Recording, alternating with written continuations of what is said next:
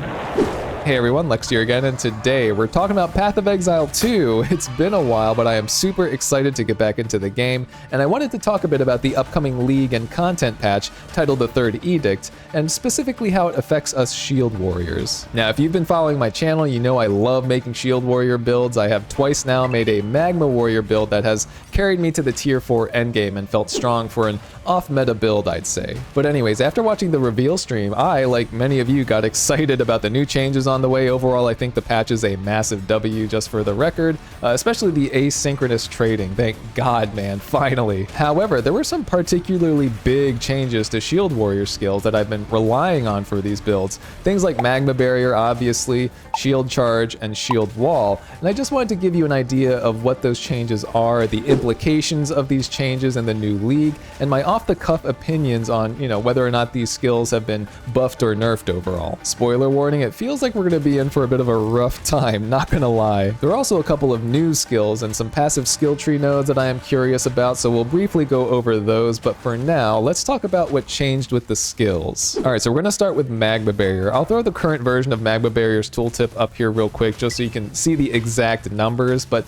this skill was honestly my main way to clear groups with all of my builds. This combined with Trample Toe, obviously, if you've seen my build videos, but Magma Barrier deals a ton of damage to whatever it hits, and that overkill damage on the mobs just applies and chains to a bunch of creatures in range with those Trample Toe boots. So it's just became like a super efficient, fairly safe way to blast through high-level maps as a Shield Warrior, as long as you were timing your Magma Barriers right with your shield skill, since it is a pretty short trigger window when it's active, but it's totally worth it, and I absolutely love this skill. However, I gotta say, with what was presented in the reveal stream, I think that this has been hit with a pretty heavy nerf. I'll start with how it will function in the next update. So basically, Magma Barrier won't become active as soon as you block or use a shield skill anymore. It has to charge up over 8 seconds, and then the next time you block, it'll just be active until a mob hits you and triggers it. So there's no more timing window, but there is a charge up time, which kind of gives it an inherent 8-second cooldown from what I understand. This is a massive nerf to its usefulness when clearing, in my opinion, because honestly, something I love about the current version is that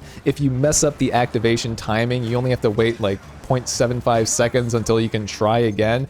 And on top of that, if you successfully trigger Magma Barrier, it just doesn't have a cooldown. You can chain Magma Barriers very quickly if you are timing it right. The 0.75 cooldown only starts if it activates and does not get triggered. So this new version just gets rid of the rapid clear functionality I currently use it for, which is unfortunate. And yeah, my guess is that you can reduce the 8-second charge up time with support gems, but it won't be anything like it is now, from 0 cooldown to maybe a few seconds between each. And yeah, they buffed the damage numbers a bit, I think, overall, but I mean, I'm struggling to imagine what role the skill will play anymore. Okay, I can use it every so often, but it's not going to be that reliable in fast-paced situations where mobs are constantly on your character, like rituals or simulacrums or something. And I mean, the damage is going to be okay against bosses, I guess, with a slight buff, but again, the cooldown is just weird to me. This nerf just seems strange to me because I don't really think Magma Barrier and the off-meta builds it created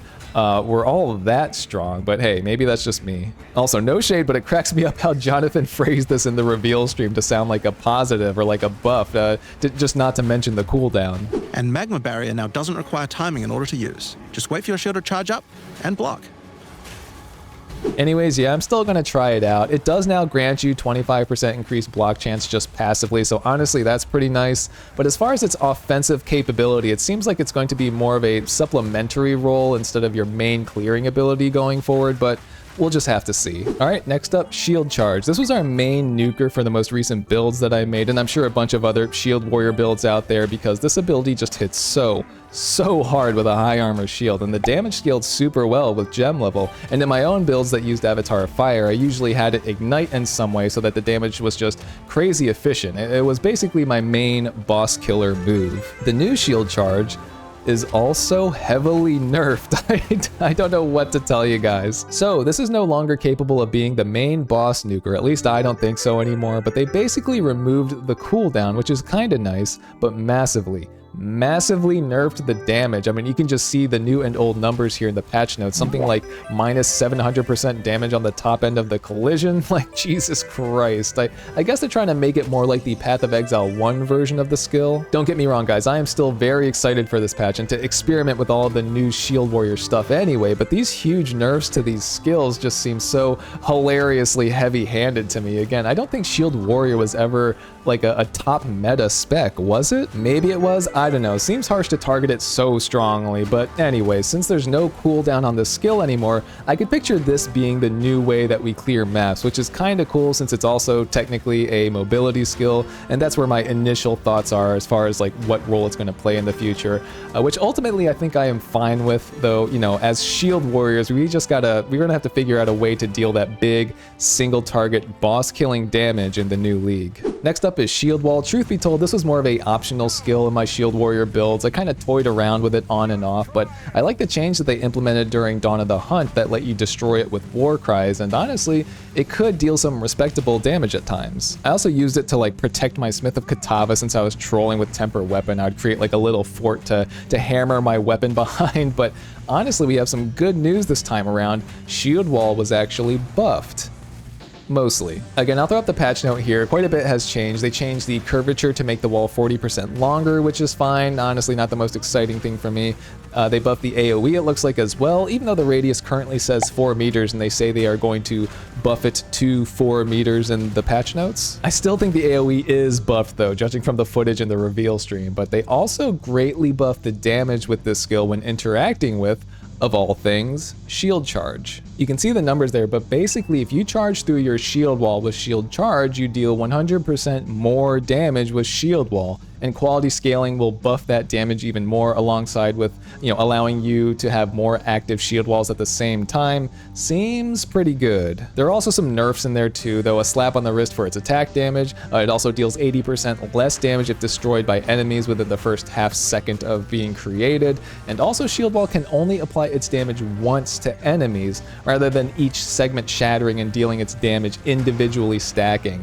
I think I am understanding that correctly, and that's probably the biggest nerf here. But hey, I think I am hopeful with this particular skill. Feels like GGG is trying to push a more combo-y play style on us, which I am fine with. I am excited to try that interaction out in particular, shield wall with shield charge, though to make it feel better, I would hope they would do something about the animation time on creating those shield walls. Again, in faster paced situations, that shield wall animation can feel very slow, but maybe this just means we're just gonna have to throw, you know, martial tempo in there and deal with it, but that's another we'll see situation, to be honest. And that's it. Those were the shield skills that saw the biggest changes. Honestly, some pretty big overall nerfs in my opinion, which I'm not salty about or anything. I am always up for a challenge, so I look forward to experimenting and finding a new way to make Shield Warriors work.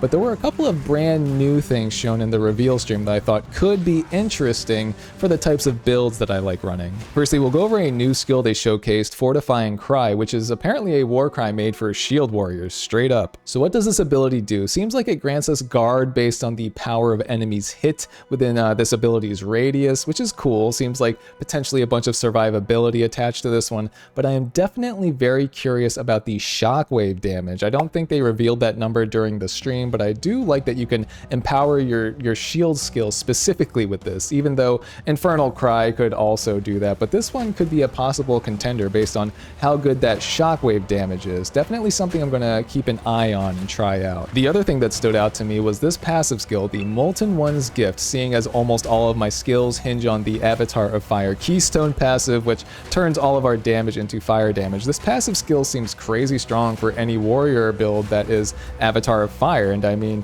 I constantly use Resonating Shield in my builds to break armor alongside the Exploit Support gem for big damage, so seeing this make armor break apply to fire damage seems really awesome. Honestly, I cannot wait to spec into this on my Third Edict character. Though I will say I'm a little hesitant to go Avatar of Fire this time around, just because I like going that route if I have a hard-hitting, big damage ability to attach an Ignite to, and that was Shield Charge in the last league, but currently Shield Charge is not that big, heavy-hitting ability anymore, and I don't know if Shield Warriors are going to have that. It seems like Shield Charge plus Shield Wall could be a good source of damage, but those are two separate instances of damage, so I don't know if you're going to be able to get that big take Ignite from either of those. That's going to be it for this one, guys. I don't want this video to go on too long, and I know that there are a bunch of new passive skill tree nodes that I'll have to check out, and a bunch of support gems that are going to be a big part of all this, obviously. And I do like the new lineage support gems, and that we are able to use multiple of the same type of support gem now.